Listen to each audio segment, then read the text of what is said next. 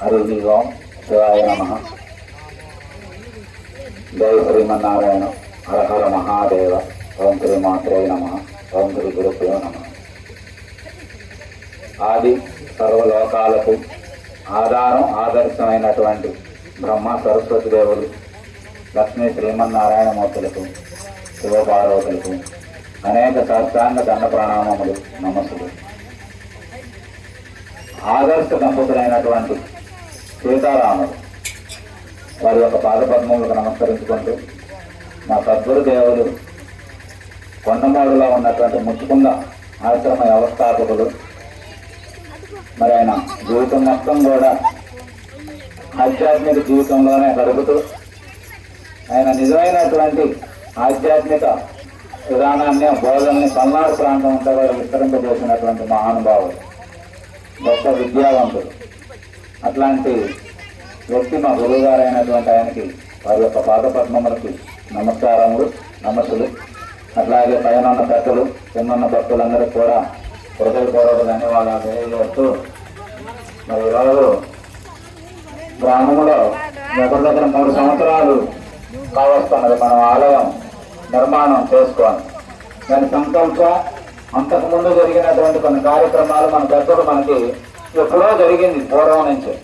కానీ దాన్ని ఇక్కడ ఉన్నటువంటి మీ అందరూ మళ్ళీ సంకల్పం చేసి మనకి రాముడు ఉండాలా, రామాలయం ఉండాలా అనేటువంటి సంకల్పం చేసి 3 సంవత్సరాల క్రితం మీరు ఎంతో కష్టపడి శ్రమకు వచ్చి మరి ఖర్చుతో కూడుకున్నటువంటి విధానం. గ్రామం చూస్తే చాలా చిన్నది, అంతా కూడా 350 నుంచి ఆ పక్కన చిన్నపల్లి కూడా కలుపుకుంటే ఒక 500 ఓటింగ్ లోపున్న గ్రామంలో మరి ఇంత రాతి నిర్మాణంతో కూడుకున్నటువంటి దేవాలయం ఏకశిలామూర్తి ఎంత అద్భుతంగా ఉన్నదో. ఎందుకంటే ఒకే రాయిపోయి సీతారాముడు హనుమంతుడితో సగా ఉన్నారు. అందులో స్వామి యొక్క ముఖం యొక్క తేజస్సు చాలా గొప్పగా ఉన్నది. ఎందుకంటే చాలా విగ్రహాలు అన్ని రాముడే, అందరం మనుషులే. కానీ ఆ చెక్కేటువంటి ఆ సంకల్పం చేసే ఆ శిల్పి మలిసే శిల్పి విధానంలో ఆ ముఖంలో ఏదో గొప్ప తేజస్సుగా మనకి చూడగానే ఏదో ఒక రకమైనటువంటి ప్రశాంతతకు మనకి దర్శనం ఇచ్చినట్టుగా అనిపిస్తా ఉన్నది. ఆదర్శ దంపతులు, అట్లాంటి గొప్ప దంపతులకి మీరు నడిపోతున్న గ్రామం మరి చేయటం, మరి ప్రతిదీ యొక్క విగ్రహమూర్తులన్నీ కూడా ప్రయాణ చేసినటువంటి శిల్ప సంపద అంతా కూడా ఎంతో గొప్పగా ఉన్నది.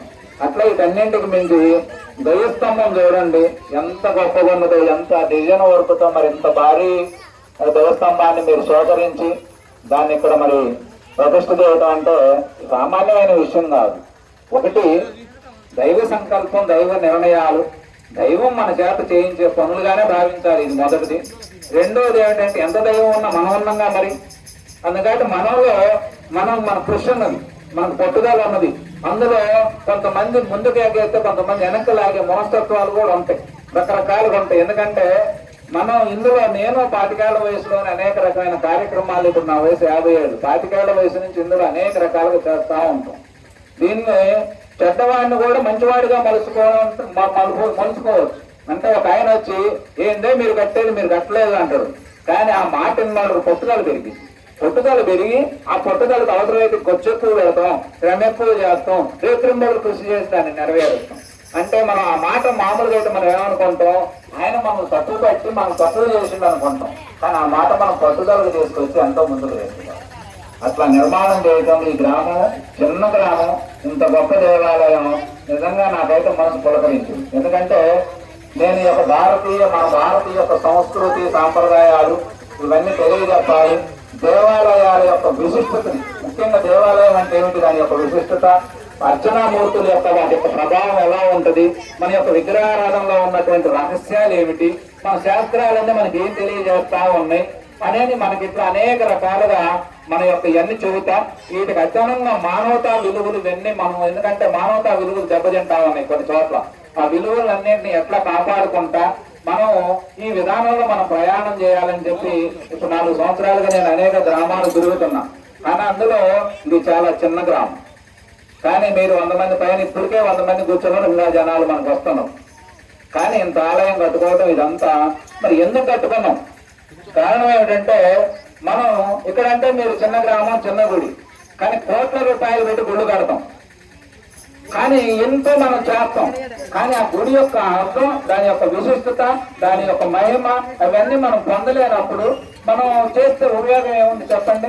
ఇప్పుడు మన ప్రసాదాన్ని తెచ్చి ఆడ పెట్టుకున్నాం, అవన్నీ మనం ఆరగించాలి. ఆరగించినప్పుడే వాటి రుచి, వాటి ఆరోగ్యం అవన్నీ మనం చేసుకోగలుగుతాం. అట్లాగే ఆలయం యొక్క విశిష్టత ఏమిటి అంటే, మనకు రామాలయం యొక్క దగ్గర మనకు రాముడు జన్మించి 8,80,00,000 చివరైందని చెప్పి మనకు రామాయణం తెలియజేస్తుంది. అర్థమైనా? తక్కువ కాలం కాదు. మనకి దశరథ మహారాజు 60,000 సంవత్సరాలు జీవించిండు. ఆ తర్వాత రాముడు 11,000 సంవత్సరాలు భూమండలాన్ని పాలించిండు. ఆయన 1 రోజు 2 రోజులు కాదు, 11,000 సంవత్సరాలు పాలించి తర్వాత చక్కగా ఆయనకి వైకుంఠం నుంచి పిలుపు వచ్చింది. పిలుపు వస్తే పెళ్లి కొడుకులాగా సక్రంగా ఇట్లా పట్టు వస్త్రాలు ధరించి అందరూ దానికి ఇష్టమైనటువంటి వాళ్ళందరినీ ఎంటబెట్టుకొని సక్రంగా సరయు నదిలో దిగి బ్యాండ్ మేళాలతో శుభ్రం వైకుంఠం చేరి తన స్వస్వరూపాన్ని ధరించింది. అంటే అది ఎక్కడ మొదలైందంటే, మనకి చతుర్వేద పురుషార్థాలని ధర్మము, అర్థము, కామము, మోక్షము. అంటే మానవ జన్మ ఏమి సాధించాలి అసలు అంటే, ఈ లోకంలో ఏమిటంటే మనకి మానవుడు ఈ సృష్టి మొత్తం దైవం చేతే సృజించబడుతుంది. అంటే ఏ సృష్టి అంతా కూడా భగవత్మయంగానే సృష్టి, స్థితి, లయలు. అంటే మనకి అందుకనే మనకి ఓంకారం అనేది పరమాత్మ యొక్క స్వరూపం. మనకి ఓంకారం, మనం ప్రతి దాంట్లో మన ఓంకారం ముందెందుకు పలకాలని అనుకుంటున్నాం అంటే, మనకు సృష్టి ప్రారంభం, మనకు శాస్త్రాలన్నీ మనకి ఏం చెబుతున్నాయి? అష్టాదశ పురాణాలు, మరి 108 ఉపనిషత్తులు, 4 వేదాలు, ఇవన్నీ మనకు చెప్పే మాట ఏమిటంటే, సృష్టి అనేది అంతకు ముందు శూన్యంగా ఉన్నదయ్యా, కానీ సృష్టి ఎందుకో దానిలో తనలో తానికి ఒక సంకల్పం కలిగింది. అందులో నుంచి ఓం అనే శబ్దం ఉద్భవించింది. ఆ శబ్దంలో నుంచే విష్ణువు, ఆ తర్వాత నాటి కమలలో నుంచి బ్రహ్మ, ఆ తర్వాత ఎడం పార్శ్వంలో శివుడు ఉద్భవించారు. అంటే సృష్టి, స్థితి, లయలు ఏర్పడినాయి. అందుకని మనం ఓంకారం అనేది పరమాత్మ ఏ భగవంతుడిని పెట్టుకునో ఆ భగవంతుని యొక్క పేరుగా మనకు ఓంకారం అనేది. అందుకే ప్రతి నామానికి ముందు ఓంకారం చేరుస్తాం. ఓంకారం ఏమిటయ్యా అంటే, ఏ విశ్వం మొత్తం సృష్టించి నడిపించి చేస్తా ఉన్నదో ఆ శబ్దానికి ఒక రూపమే ఓంకారం. అందుకు కాబట్టి అట్లాంటి ఓంకారం మనం ఓంకారంతో ప్రారంభం చేసుకుంటాం, ఓంకారంతోనే ముగిస్తాం ప్రతి కార్యక్రమాన్ని కూడా. అట్లా మనకి ఇవన్నీ మొదలైంది. ఇలా సృష్టి అంతా మొదలై నడుస్తా ఉన్న కొద్దీ మనకి అనేక రకాలుగా సృష్టిలో అనేక రకమైన జీవకోటి అంతా కూడా మనం ఎట్లా పుట్టి పెరిగి చనిపోతున్నామో, సృష్టిలో 84 లక్షల జీవరాశులు ఉన్నాయి. అందులో మానవ జన్మ చాలా గొప్పది, ఉత్తమమైందయ్యా.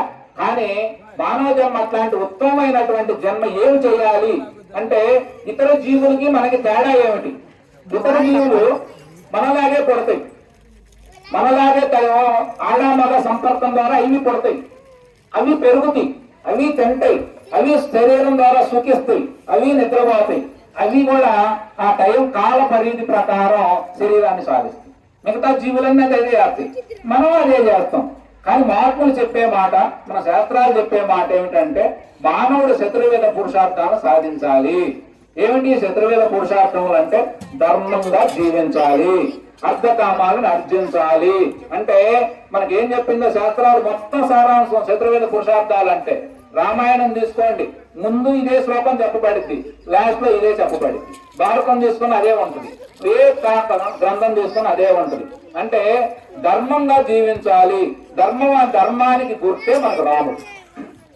అంటే ఎట్లా జీవించాలి ధర్మంగా అంటే, నువ్వు మానవుడిగా నీకు ఒక ధర్మం ఉన్నది, మానవుడిగా జీవించాలి.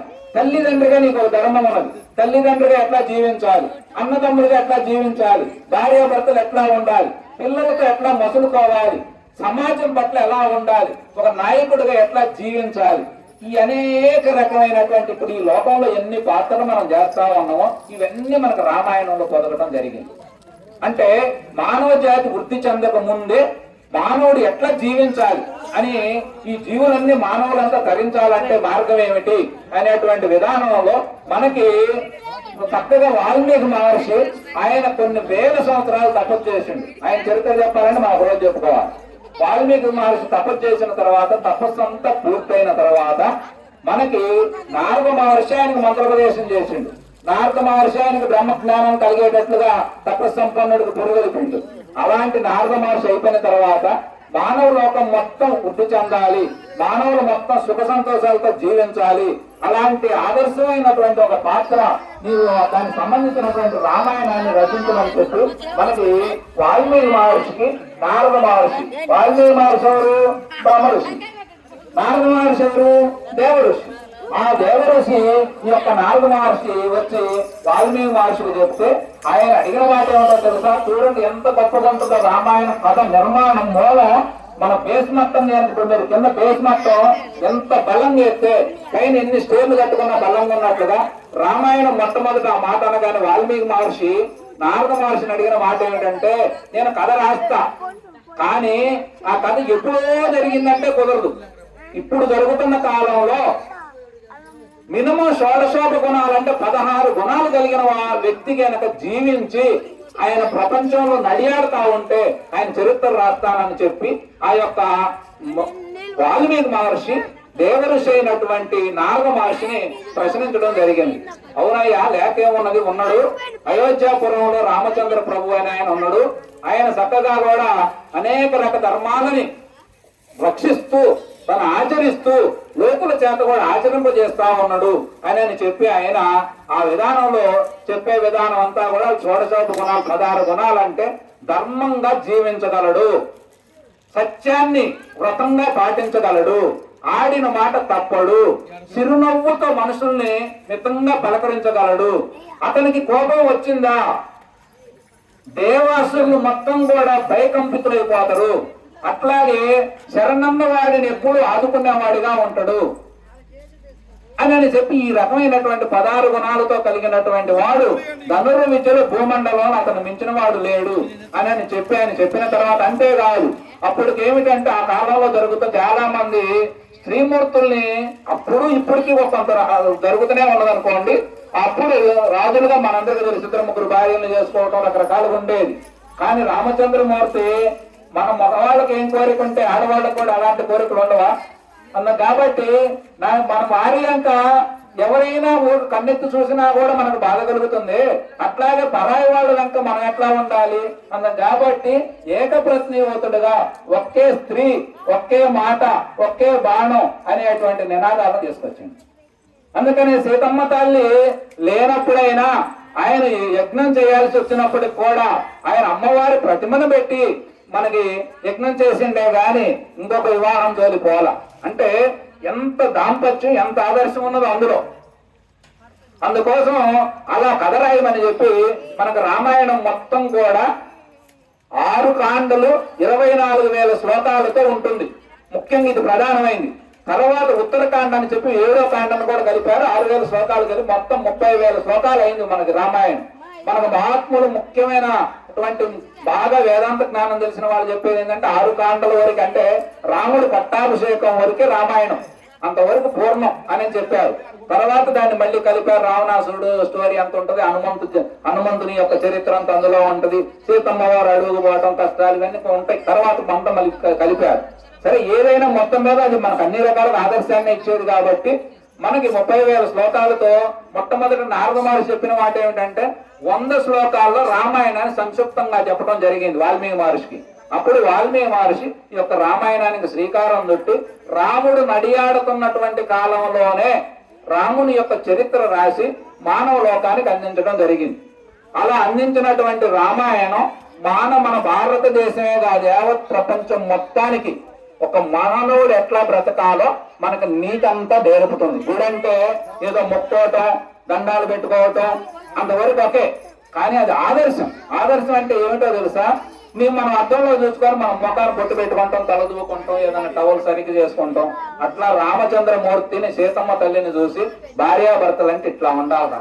అందుకని ఇప్పుడు మనకి వివాహం జరిగింది అనుకోండి, ఎక్కడన్నా ఏమని దీవిస్తారు? ఆది దంపతులైన శివపార్వతుల్లాగా ఉండండి, ఆదర్శ దంపతులైన సీతారాముల్లాగా జీవించండి. ఇది మన వాళ్ళు మన పెద్దలు ఆశీర్వదించే పద్ధతి. అట్లా మనకి ఇంత ఆదర్శంగా ఉండటం కోసం అందుకే 4 ఇళ్ళు మొదలు పెట్టినా కూడా రామాలయం మొదలు పెడతాం. మనం అవసరమైతే ఒక చిన్న ఫోటో పెడతాం, ఏమీ లేకపోతే ఒక రాయికి 3 బొట్లు పెట్టి నామం పెట్టి ఏనే రావడానికి దండం పెట్టి ఆ కార్యక్రమం మనం రామాలయం పట్టుకుంటాం. ఇంట్లో ఒక చిన్న ఫోటో పెడతాం, పిల్లగాడికి ఒక పేరు పెడతాం. రామాయణం అనేది మనకంత ఆదర్శ జీవనంగా మారిపోయింది. అట్లాంటి రామాయణం మనకి రామాయణంలో మనకు అన్నదమ్ముల విషయానికి వచ్చేసరికి మనకి రామ కుటుంబం అంతా ఇలా అంటే త్యాగంతో పోటీ పడతా ఉంటది. రామాయణం అంతా ఏముంటదంటే ఇంట్లో ఏదైనా సమస్య వచ్చిందనుకోండి త్యాగపూరితంగా నడుచుకోమని చెబుతుంది. అంటే ఆయనకి ఆ రోజు రాముడికి అప్పుడు కానీ ఇప్పుడైనా ధర్మం ప్రకారం పెద్ద కొడుకు రాజు అయ్యే అవకాశాలు ఉన్నాయి. రాజు కావాలి, రాజు నువ్వు రేపు పొద్దున రాజు అని చెప్పారు. కానీ మళ్ళీ సాయంత్రం వచ్చాయా నువ్వు రాజు కాదు అడుగుడు కావాలని చెప్పారు. ఆయన అప్పుడు పొంగింది లేదు, ఇప్పుడు కుంగింది లేదు. ఎందుకంటే నేను పెద్దవాణ్ణి కాబట్టి తండ్రికి వారసుడుగా నేను రాజును కావడానికి అర్హత పొందా. అట్లాగే ఒక కొడుకుగా మరి తండ్రి ఇచ్చిన మాటను కూడా కాపాడాలిగా. తండ్రికి ఎప్పుడో తల్లికి ఇచ్చిండు ఒక మాట, 2 వరాలు. ఆమె ఇప్పుడు కోరుకుంది ఆ సందర్భం చూసి ఆమె ఆ కీలకమైన ఘట్టం అయ్యా రాముణ్ణి పాపం ఆమెకు పుట్టల మందర అనేటువంటి ఆమె పెట్టింది వచ్చి ఒక కీలకమైనటువంటి మెలిక పెట్టేసరికి ఆ మెలికలో ఈమె చిక్కుకొని అప్పుడు దాకా రాముడిని అల్లారు కొద్దిగా పెంచి బ్రహ్మాండంగా ఉన్నామా. అందుకే మనకి ఏం చెబుతుంటారు, మందరు మాటలని రామ కుటుంబం అంతా అడవులు పాలైనట్లుగా మీరు పక్కింటోడి మాట ఎదురింటోడి మాట ఏమైనా చెడ్డ మాటలు ఉంటే వినమాకండి అని అక్కడే చెప్పారు. అట్లా చెప్పినటువంటి మాట చేస్తే రామచంద్ర ప్రభు నేను రామాయణ దశరథులకి పెద్ద కొడుకుని నేను హక్కుదారిని అని హక్కుగా భావించరు. ఆయన బాధ్యతగా ఫీల్ అవ్వాల. తండ్రికి నేను వారసుని కాబట్టి రాజును అవుతానా, కానీ తండ్రికి వారసుని కాబట్టి ఆయన సత్యవాక్యాన్ని కూడా నేను పరిపాలన చేస్తా అని చెప్పి ఆయన అడవులకు బయలుదేరితే ఆయనతో పాటు సీతమ్మ అయ్యా నువ్వు లేనిది నేను ఉండలేనని సీతమ్మ బయలుదేరితే మీరిద్దరు పోతే నేనెట్టుండేనని లక్ష్మణ స్వామి బయలుదేరతా ఉంటే లక్ష్మణ స్వామి తల్లి మరి కౌసల్యాదేవి కడుపున పుట్టిన రాముడు కావచ్చు తప్పలేదు. మరి సుమిత్రాదేవి కడుపున పుట్టినటువంటి మరి శత్రుఘ్నుడు లక్ష్మణుడు ఇద్దరు కూడా ఆ అన్నలు ఇద్దరిని అనుసరిస్తా ఉంటారు. వాస్తవం లక్ష్మణ స్వామి పోవాల్సిన పని లేదు, ఆయన మీద ఆంక్షలు లేవు. ఆయన అన్న లేకపోతే నేను ఉండలేనని ఆయన అడుగులకు పోతే ఆ తర్వాత వాళ్ళందరూ పోతుంటే గ్రామం అంతా కూడా రేపు పొద్దున రాజు కావాల్సిన వాడు ఇదేమిటా ఇట్లా జరిగింది అని చెప్పి వాళ్ళు చాలా దుఃఖభరితం అయ్యి రాముడు అదంతా కూడా చాలా గొప్ప కాదు ఇది మనం. ఎందుకంటే కరాలపాడు గ్రామంలో ఈ రామాయణాన్ని బాగా పరిశోధన చేసి 1 సంవత్సరం పట్టింది నాకు. అంటే ప్రతి శనివారం ఇటునే భజన జరుగుతుంటే 7:30 నుంచి 8:30 గంటన్నర చదువుతా ఉంటే సంవత్సరం పట్టింది నాకు ఈ కథ చదవటానికి మొత్తం.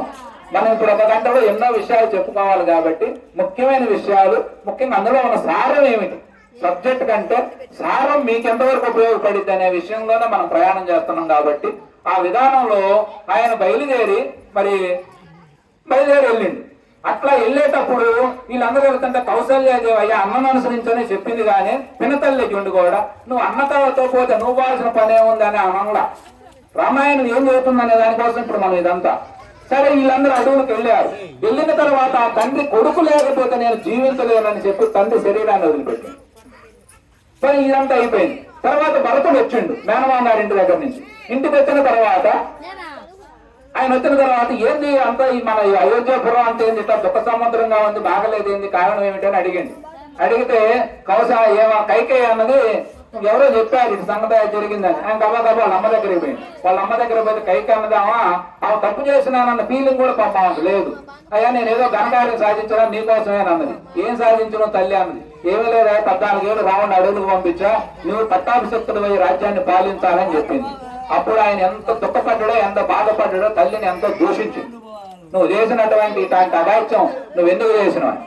ఆ తర్వాత ఆయన భరతుడు చేసిన పని ఏమిటంటే భరతుడు సైన్యం మొత్తాన్ని తీసుకొని ఏదైతే పట్టాభిషేకానికి సంబంధించినటువంటి ఆ సామాగ్రి మొత్తం కళ్ళకి ఎత్తించి ఎక్కడున్న అన్నని అడవిలోనే పట్టాభిషేక్తుని చేసి మళ్ళీ అయోధ్యపురానికి తీసుకొచ్చి రాజును చేస్తా అని ఆయన ప్రతిజ్ఞ పోని మొత్తాన్ని ఎండబెట్టుకొని మొత్తం బయలుదేరిపోయిండు. ఆయన పోత అనేక రకమైన ఋషులను కలిసిండు. వాళ్ళందరూ ఆదిత్యం సేకరించిండు. ఆ తర్వాత చివరికి అన్నను చేరిండు. అన్నను చూడగానే దుఃఖభరితుడయ్యి ఆ తర్వాత అన్నదమ్ములందరూ కూడా అలింగనం చేసుకొని తండ్రి చనిపోతే అప్పటికే ఆ అస్థికలు తీసుకొస్తే అవి రాముడు వాటిని జనంలో కలిపి ఆ యొక్క కార్యక్రమాలన్నీ నిర్వర్తించి ఆ తర్వాత అందరూ నిట్టనే కూర్చున్నారు. ఇట్లా కూర్చుంటే అన్నదమ్ములు 4 కూర్చున్నారు. వాళ్ళకి 8 మంది మంత్రులు ఉంటారు. అందులో పెద్దవాడు ముఖ్యుడు అయినటువంటి వశిష్ఠ మహర్షి. వాళ్ళు ఫస్ట్ నుంచి సృష్టి ఆది నుంచి ఆయన కులగురువుగా వస్తా ఉంటాడు.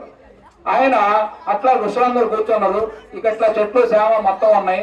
వాళ్ళు నలుగురు మాట్లాడుకునే మాటలు ఎలా ఉంటాయంటే, ఈ తమ్ముడు ఏమంటాడంటే, అన్న ఈ రాజ్యం నీదన్నా, నువ్వు పెద్ద కొడుకు, నువ్వు పాలించాలా, నువ్వు రావాలా.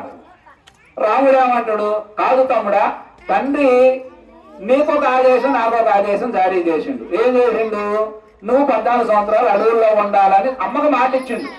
తండ్రి లేకపోయిన ఇచ్చిన మాట ఉందిగా అన్న, కాబట్టి నువ్వు రాజ్యాన్ని పాలించు, నేను ఈ అడవిలో ఉంటా అంటాడు. అట్ట కాదన్నా అని చెప్పి వాళ్ళ వాదన ఉంటదండి. అలా త్యాగంతో పోటీ పడతా ఉంటారు. ఒకరికొకరు పోటీ పడతా అంటే ఋషులందరి కళ్ళల్లోంచి నీళ్ళు వస్తాయి. ఇక్కడెక్కడ అన్నదమ్ములు, ఇట్లాంటి అన్నదమ్ములు మన జీవితంలో మనం చూసారుగా, మనం నడుచుకునే రకమే. ఇట్లా పోటీ పడతా ఉంది. ఏదన్నా వాళ్ళు మనం చూడండి, ఇంటి పక్కన పెద్ద చోటు కోసం, చేలో ఏదో ఒక జాన స్థలం కోసం అన్నదమ్ములు కొట్టుకుంటారు, స్టేషన్లో కేసులు పెట్టుకుంటారు, ఆఖరికి కన్న తల్లిదండ్రులు చంపుతున్నారు. దారుణం జరుగుతున్నాయి. అన్నదమ్ములు అట్లా పోటీ పడి చిట్ట చివరికి రాముడు చెప్పిన మాట ఏంటంటే, రాముడు అనేవాడు ఒక మాట మాట్లాడితే అది సత్యవ్రతం, ఇక దానికి మాటకు తిరుగులేదు. అవసరం అయితే దేన్ని వదిలేయటానికైనా సిద్ధమే, కానీ సత్యాన్ని మాత్రం నేను వదిలిపెట్టను. ఈ 14 ఏళ్ళు నేను ఇక్కడే ఉంటా, ఇలానే ఉంటా, మీరు చక్కగా దాన్ని పాలించండి, ఇది అవసరమైతే నా ఆజ్ఞ అనుకోండి అని చెప్పి అన్న తర్వాత అప్పుడు ఋషులందరికీ అర్థమైంది రాముడు ఇంకా మాట తప్పదు. అందుకని రాముడిని కాదు అని చెప్పి ఆయన పాదుకులు తీసుకుపోయిన ఆ యొక్క బంగారు పాదుకులు ఆయన కాళ్ళకు తొడిగి ఒకసారి ఆయన నమస్కరించి ఆ తర్వాత భరతుడు నెత్తిన పెట్టుకొని బయలుదేరే ముందు భరతుడు చెప్పిన మాట ఏమిటో చూడండి, ఎంత గొప్పగా ఉంటుందో. అన్న 14 సంవత్సరాలు అయ్యి సూర్యోదయం అయిందనుకో, నువ్వు కనపడాల, కనపడలేదనుకో నేను ఈ దేహం అగ్ని ప్రవేశం చేస్తా. 14 సంవత్సరాలు నువ్వు వచ్చేదాకే నేను చెయ్యట్లా, నీ పాదుకుల సింహాసనం మీద కూర్చోబెట్టి వాటి ఆధారంగా నేను పరిపాలన చేస్తా. అంతే కూడా కాదు, 14 సంవత్సరాలు నేను బ్రహ్మచర్యాన్ని పాటిస్తా నీలాగే, 14 సంవత్సరాలు నేను కాషాయ వస్త్రాలు ధరిస్తా, జటాచుటలు ధరిస్తా, నువ్వే కందమలాలు తింటాను అయ్యో తిని నేను పొందుతా. ఇలాంటి ప్రతిజ్ఞలు చేసుకొని అన్నదమ్ములు ఒకళ్ళ పట్ల ఒకళ్ళు ఐకమత్యంతో ఆయన బయలుదేరి వచ్చిండు. తర్వాత 14 సంవత్సరాలు కార్యక్రమం బ్రహ్మాండంగా అడవులు అనేక రకాల మలుపులు జరిగింది, యుద్ధం అయింది. తర్వాత సీతమ్మ తల్లిని తీసుకొని బయలుదేరి వచ్చేటప్పుడు మళ్ళీ రాముడు మళ్ళీ ఆశ్రమంలో దించిండు. రథం దించి మొట్టమొదటి విమానం, ఎందుకంటే మనకి ఈ లోకంలో భూమండలం మీద మొట్టమొదటి విమానం నడిపినటువంటి వాళ్ళు ఎవరై అంటే రావణాసుడు. మొట్టమొదటి సంపన్నులలో గొప్ప సంపన్నుడు. అసలు ఆ రోజుల్లో దేవతల దగ్గర లేనటువంటి సంపద అంతా రావణాసుడి దగ్గర ఉంది. రామాయణంలో మొట్టమొదటి ఉంటుంది ఆయన స్టోరీ అంతా. రావణాసురుని యొక్క ఎంట్రన్స్ మన సినిమాల్లో నాటకాలు వేస్తే ఎలా ఉంటాయి చూడు, సెట్టింగ్స్ అట్లా ఉంటది. ఆయన కూర్చునే సింహాసనం అంతా బంగారం, వజ్రాలు, వైడూర్యాలు పొదిగి తొడిగొంటాయి. గొప్ప తపస్సంపన్నుడు. 10,000 సంవత్సరాలు బ్రహ్మ గురించి తపస్సు చేసిండు, 1000 సంవత్సరాలు శివుడి గురించి తపస్సు చేసిండు, అనేక రకమైన వరాలు పొందిండు. లేక శివ నామస్మరణ, శివ భజన, శివన కార్యక్రమాలు ఇవన్నీ చేసేవాడు. మరి ఇంత గొప్ప తప్పు దానికి ఏమైంది అంటే ఆయనకి 2 దుర్గుణాలు ఏమున్నాయి, కామము, మదము. అరిషట్ వర్గాలు ఈ 2. అంటే ఆయన ఎప్పుడు కూడా మోహానికి లోనవుతాడు, అంటే పరస్త్రీ వ్యామోహం ఉన్నది ఆయన. అలాగే మదము అంటే నేను ఏదైనా చేయగలను, నేను ఏదైనా సాధించగలను, నాకు అసలు ఎదురు లేదు తిరుగులేదు అనే మాట ఆయన బాగా జీర్ణం అయిపోయింది వాడిలో. అందుకనే లోకంలో దుర్గుణాలను పట్టుకున్నవాడు బాగుపడ్డ చరిత్రే లేదు. ఆయన అంత గొప్ప సంపన్నుడు అయ్యుండి ఈ 2 గుణాల వల్ల సీత జోలి పోవద్దని ఎంతమంది చెప్పినా వినకుండా పోవటం, వచ్చిన తర్వాత కూడా సీతలపై క్షమాపణ చెప్పి చెప్పమని చెప్పకపోవటం వల్ల మొత్తం రాక్షస జాతి అంతా సర్వనాశనం అయిపోయింది. అందుకని మనకి రావణాసుడి కథలో మనకు తెలిసేది ఏంటంటే, మన జీవితంలోనైనా మనకి ఎంత గొప్పవారిమైనా మనం అనేది ఏమి లేదు, మనం పట్టుకున్నదే మనం. అంటే మనం గుడి కట్టించామనుకోండి, కట్టినా అందులో నువ్వు పాల్గొన్న మా ఆనుభావుడే మంచి పని చేసిండు. ఇప్పుడు మీరందరూ నాకు ఎందుకు మిత్రులు, ఈ అచ్చయ్య గారు నాకు మా తాత మా బాబాయ్ ఏం కాదు. ఎందుకు నాకు ఆయన ఇంత ప్రాణంగా అనిపిస్తానికి కారణం ఏమిటంటే ఆయన చేసిన కార్యం నాకు ఇష్టమైన పని, నేను ఆశించే పని, నాకు చాలా అవసరమైన పని, మన దేశానికి ఉపయోగమైన పని, మానవ జాతి మొత్తం ఉద్ధరించే పని. ఆ దాన్ని ఉద్ధరించడంలో ఆయన ఉదయం జన్మ కూడా ఉద్ధరించబడింది. ఆయనతో పాటు మీరు అందరూ ఉన్నారు, ఉదాహరణ ఆయన పేరు చదువుతున్నా, మళ్ళీ ఆయన అక్కడే అనుకున్నారు. అందుకని అట్లా చేయటంలో అట్లా చేసేవాడు. అట్లా రామకార్యం అని అంత గొప్పగా రావణాసురుడు ఈ దుర్గుణాల వల్ల పాడైపోయింది. లేకపోతే రావణాసురుడు గొప్పవాడు. మొట్టమొదటి విమానం నడిపి తోలినటువంటి వాడు ఆయన. అంటే అది మనోసంకల్పం చేత నడిచింది.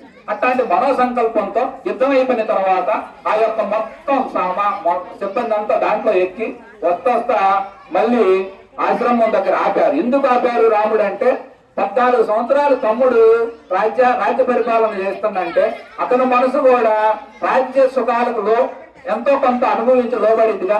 లోబడ్డ తర్వాత పదవులు బాగున్నాయని ఇప్పుడు ఇలా మనం చూడండి, ఏదైనా చిన్న పదవి వచ్చిందనుకోండి, ఆ పదవిని వదిలిపెట్టాలంటే వదిలిపెట్టారు. మన గ్రామ పంచాయతీలో చూస్తుంటాం, అంతకు ముందు లేదు. ఈ మధ్య నాయకులు ఏంటంటే ఏదో చెరు 2 ఏళ్ళు చెరు 3 ఏళ్ళు అని పంచుతాం. ఫస్ట్ ఆయన బాగానే ఉంటాడు, 2 ఆయనకి 20 ఇనియుడు రాజీనామాలు చేస్తారు, మళ్ళీ ఎలక్షన్లు వస్తాయి. అంటే ఈ బుద్ధి కాదు పదవులు ఎక్కితే. పదవి అనేది అంశ అట్లాంటిది అనమాట. ఈ పాటలు పాడే వాళ్ళు ఉన్నారు అనుకోండి, వాళ్ళకి మైకి ఈ బుద్ధి కాదు. మాటలు చెప్పే వాళ్ళకి మైకులు ఈ బుద్ధి కాదు. ఎందుకంటే అట్లా అది ఒక వ్యసనం లాగా మారిపోతాయి.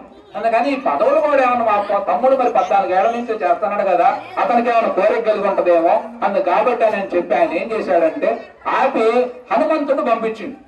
హనుమంతుడు చాలా గొప్పవాడు. ఎలా గొప్పవాడు అంటే చాలా స్థితప్రజ్ఞ కలిగినటువంటి వాడు, దివ్య దృష్టి కలిగిన వాడు, దూరదృష్టి కలిగిన వాడు. నీ మనో సంకల్పాన్ని నువ్వు మాట్లాడుతుంటేనే నీ మనసులో ఏముందో గ్రహించగలరు. అందుకని ఆయన ఆంజనేయ స్వామిని పంపించి, హనుమ నువ్వు భరతుడి దగ్గరికి పో, రామ లక్ష్మణ సమేతంగా మన అయోధ్యకి అందరితో కలిసి వస్తున్నాడని చెప్పు వార్త. చెప్పినప్పుడు అతని మనసులో ఎలాంటి అంతర్సంకల్పాలు ఎలా ఉన్నాయి, ముఖ కదలికలు, ఎందుకంటే నీ లోనది బయట కనపడి నీ మనసులో ఏముందని కుళ్ళుపుతుంది అనుకో, అది ముఖ కదలికల్లో కనపడుతుంటది. ఆకలి అవుతుంది అనుకో, అమ్మ ముఖం చూసి చెప్పిద్ది అంటారు చూడండి. అట్లా ఆకలి అయింది అనుకోండి, మీ ఒక కళ్ళు చూస్తే ముఖం చూడగానే తెలిసిపోదు. నీ దుఃఖం ఉంది అనుకోండి, కళ్ళల్లో కనపడుతుంటది. ఎందుకంటే హనుమ నువ్వు పోయి నువ్వు చెప్పు ఈ వార్త. చెప్పిన తర్వాత భరతుని ముఖం వర్షిస్తే ఎలా ఉన్నదో గమనించు. అంటే అయ్యో అన్న వచ్చిందా, ఈ రాజ్యం పోతుందేమని ఏమైనా బాధపడుతున్నాడా, అన్న వచ్చినందుకు ఏమైనా సంతోషపడుతున్నాడా ఆలోచించమని పంపిస్తే ఆయన పోయి ఆయన వాలిన తర్వాత ఆయన 14 సంవత్సరాలు ఏ మాట చెప్పిండి ఆ మాటకే కట్టుబడి అయోధ్యాపురంలో ఉండకుండా పక్కన ఇట్లాంటి గ్రామం నంది గ్రామం అనేటువంటి గ్రామం ఉంటే ఆ గ్రామంలో పీఠం పెట్టి అక్కడి నుంచి అద్భుతమైన పరిపాలన అందిస్తా ఉన్నాడు భరతుడు. అట్లా అందిస్తున్నటువంటి సందర్భంలో రామమ్మ ఈ హనుమంతుడు వచ్చి వాళ్ళిన తర్వాత ఈయన ఏం చెప్పుకొచ్చానంటే, దశరథ కుమార మీ యొక్క అన్నగారైనటువంటి సీతారాములు సమేతంగా విచ్చేస్తున్నారని చెప్పాను అన్నాడు. అనగా ఆయన ఆనందంతో పరవశించిపోయి వెంటనే సింహాసనం తెప్పించి ఈయన దాంట్లో కూర్చోబెట్టి ఈయనకి అభిషేకం చేసి మనసులోనే 1,00,000 గోవులు 50,000 ఎకరాల భూమి అన్నట్టు సంకల్పం చేసి ఆయనకి ఇచ్చేసింది. ఆయన చూసి హనుమంతుడు కూడా పరవశించిపోయింది, ఏంటి ఇట్లా ఉన్నాడు తమ్ముడు అని. అట్లా అనుకున్న తర్వాత ఆయన ఇన్ని సంభాషణ జరుగుతున్నది. రాముడు నువ్వు చెప్పుకున్న ఒప్పందం ఏంటంటే, మేము గంట సేపు ఉంటున్నాం ఊరు బయట, బాగుంటేనేమో నువ్వు అక్కడే ఉంటే మేము వస్తాం, లేదనుకో నువ్వు వచ్చి మరి చెప్పు, మనం ఇక్కడే ఆగిపోదాం, పోయే పని లేదు ఊరిలో, ఇంకెందుకు తమ్ముడే పాలిస్తే ఎవరు పాలిస్తే ఉంది అనేది వాళ్ళ అన్న యొక్క సూచన. అందుకు కాబట్టి ఆ విధానంలో అనగానే ఆయన పరవశించిపోవటం వల్ల ఆయన ఇక రాముడు దండు బయలుదేరింది. ఎందుకంటే లేట్ అయింది కదా అనుకున్న టయానికి వాడు బయలుదేరి వస్తా ఉంటే భరతుడు ఎంత తపన పడుతుందంటే, హనుమ నువ్వు చెప్పింది నిజమేనా, అన్నా వదిన వస్తున్నారా, లేకపోతే మీరు ఎందుకంటే వానర జాతి కదా, కాస్త మానసిక చాంచల్యం ఉంటుంది, మమ్మల్ని అబద్ధం ఏం చెప్పట్లేదు కదా అని చెప్పి ఎంతో వేదన గురవుతా ఉంటాడు. ఆ తర్వాత కొద్ది టైంలో అన్న రావటం, ఊరు బయటే ఆయన్ని చక్కగా అభిషేకం చేయించి బ్రహ్మాండంగా అక్కడే రాజుగా ఆయనకి అన్ని సమకూర్చి అక్కడి నుంచి రథాలతో ఊరేగింపుగా వచ్చి బంగారమైన పట్టాభిషేకం ఇవన్నీ చేసి బ్రహ్మాండంగా రామరాజ్యం ఎలా ఉండాలో 11,000 సంవత్సరాలు భూమండలాన్ని పాలించి అద్భుతంగా చేసినటువంటి విధానం. అందుకే మనకి రాముడు అంటే ఆదర్శం. అన్నదమ్ములంటే ఇట్లా ఉండాలని చెప్పి అన్నదమ్ములతో పోవాల.